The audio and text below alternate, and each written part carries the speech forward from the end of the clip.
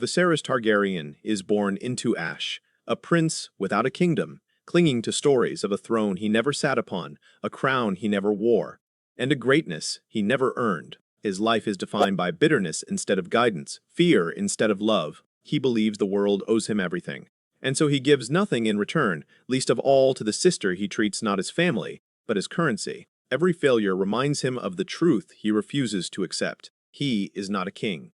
Among the Dothraki, where strength is law and weakness is death, his threats are empty, his name a joke. When he finally draws steel where he should not, Khal Drogo gives him the only crown he ever deserved, molten gold. Viserys dies as he lived, mistaking fear for power. Mance Rayder's story is the opposite. He is not born to rule. He becomes a leader because he must. When captured, he is offered life if he kneels. He refuses, not out of pride, but identity. His mercy comes only when Jon Snow ends his suffering with an arrow. Shireen Baratheon never sought power at all, a gentle child marked by grayscale and isolation. In Game of Thrones, innocence does not scream loudly. It burns quietly. She finds comfort in stories that do not judge her scars. She loves her father unconditionally, though he never learns how to love her back. As war tightens its grip and prophecy replaces reason, Shireen becomes a sacrifice disguised as duty. Led to the pyre believing it is necessary, she cries for parents who do not come. In Game of Thrones, innocence does not scream loudly. It burns quietly. The great sept of Vaelor falls not to battle, but to silence. Beneath stone and prayer lie barrels of wildfire. Marjorie Tyrell, the High Sparrow, and thousands of worshippers gather believing justice will be served. Instead, Cersei Lannister chooses fire over mercy. The explosion erases the faithful, the guilty, and the innocent alike. This is one of the cruelest truths of the series. The most devastating deaths are often faceless, nameless, and instantaneous. Innocence doesn't just die, it disappears. In Meereen, the Masters learned this truth too late. They built a civilization on chains, calling cruelty tradition and suffering order. When Daenerys arrives, they display their power by crucifying slaves, never imagining they would be crucified in return. Their downfall is slow, violent, and ironic. Even after slavery falls, they are hunted by the chaos they created. When Dragonfire finally consumes Meereen, their legacy vanishes entirely. A world built on blood will always end in flames. Randyll and Dickon Tarly die not for cruelty, but conviction.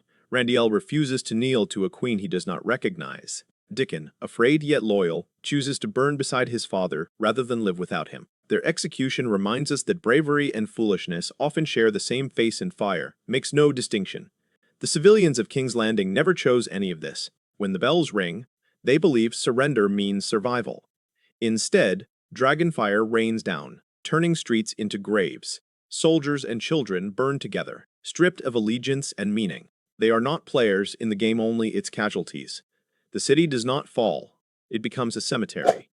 Varys understood power better than most. Mutilated as a child, he learned that the powerless are crushed unless something protects them.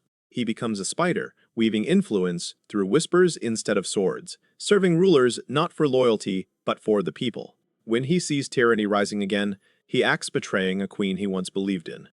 For that, he burns. Not because he wanted power, but because he refused to stop caring. In Westeros, integrity is often a death sentence. Theon Greyjoy's life is a long, agonizing fire. A hostage mistaken for a guest, a son desperate for approval, he betrays the only family that loved him and loses everything for it. Ramsay Bolton strips him of identity until only reek remains. Yet even broken, something survives. Redemption comes not through pride, but choice. In the end, Theon dies protecting the people he once betrayed, finally earning the name he had lost. Arya Stark's childhood ends the day her father dies. The world teaches her hunger, fear, and violence. Revenge becomes her religion. She gives up her name to become a weapon, but every death pulls her further from who she was. In the end, her greatest battle is not against enemies, but against becoming nothing but a killer. Choosing life is her final defiance. Jaime Lannister is destroyed by a single act of mercy. Killing the Mad King saves a city, but condemns him forever as Kingslayer. He hides goodness behind arrogance, love behind toxicity.